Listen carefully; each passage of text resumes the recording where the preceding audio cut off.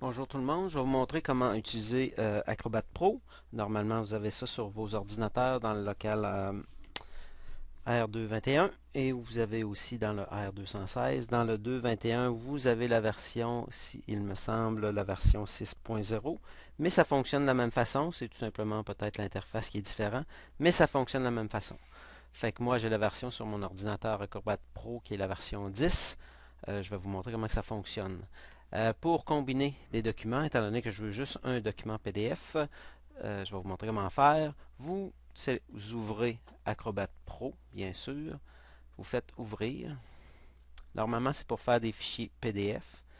Mais la beauté de la chose, ici, dans comment faire un PDF, modélisation, vous pouvez afficher tous les fichiers et vous pouvez sélectionner ce que vous voulez. Comme ici, j'ai SR page présentation, qui est tout simplement une page présentation de Stéphanie. Je l'ouvre. Il va me l'ouvrir, il va me l'intégrer, il va me faire un document PDF avec ça. Vous voyez qu'il est en train de le transformer. Ça ne sera pas long, il faut être patient. Donc, pour certains documents, vous n'avez pas besoin de les sauver en PDF. On va voir un petit peu plus loin comment faire pour faire des PDF de nos documents. Exemple ici, on a notre page présentation qui est la première page. Ici, sur le côté, faites défiler le menu de côté. Vous allez voir ici que on peut insérer des pages à partir d'un fichier. Exemple, j'avais déjà certains fichiers qui étaient faits. J'ai SM matériaux qui étaient faits. Je peux le sélectionner. Après la première page, il va l'intégrer. Les documents PDF s'intègrent extrêmement rapidement. Fait que vous voyez, ça a été presque instantané. Mais on peut aussi insérer d'autres types de fichiers, comme il y a le bilan ici que j'avais demandé. On peut insérer un fichier Excel, la grille, et aussi la présentation des JPEG et encore une fois des docs. Bien sûr, j'avais mis matériel, je vais juste vérifier.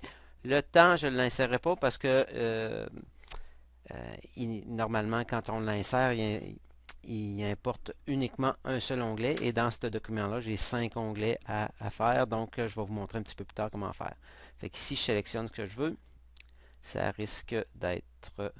Vous pouvez le sélectionner exactement où après, mais ça c'est peut-être moins pertinent parce qu'on va voir qu'on peut déplacer les feuilles assez facilement. On va faire OK, ça risque d'être un peu long parce qu'il faut quand même qu'il convertisse les fichiers. On va lui donner un petit peu de temps.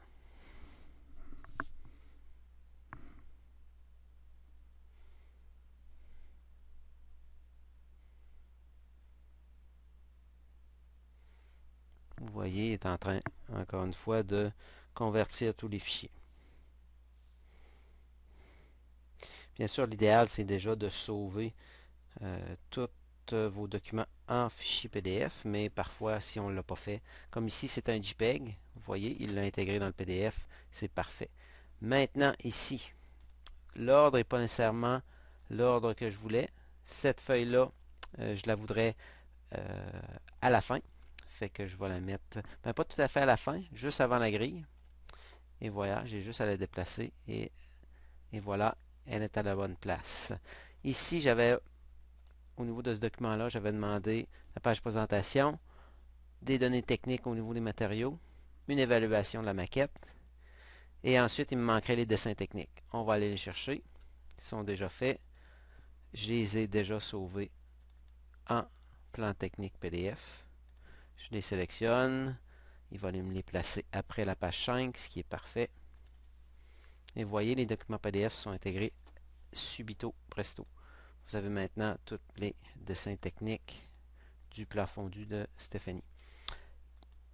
Et voilà, ensuite j'ai ma grille de critères et le bilan. Je vais vous montrer aussi que c'est facile. Exemple, ici, cette feuille, je vais prendre la première feuille, la feuille de matériaux. Vous pouvez, exemple, votre feuille entre, au lieu d'être en format portrait, elle est en paysage, ou vous voulez passer de portrait à paysage, vous avez tout simplement à sélectionner la feuille, pivoter les pages, lui donner le sens horaire ou anti-horaire. Exemple ici, on va y aller et pouf, il nous change l'orientation de la page en tant que telle. On peut faire ça sur toutes les pages. Ici, je voudrais, mettons, horaire. Pouf, il me le change. Fait que, vous voyez, c'est assez simple de... On peut tout remanier le document. On peut assez facilement remanier tout un document au niveau PDF. Je vais faire des CTRL-Z pour revenir à quelques places. Il veut. On dirait qu'il veut pas. Mais c'est pas grave. Ça c'est fait, ça c'est fait. Ici, on va la repivoter. On va la remettre.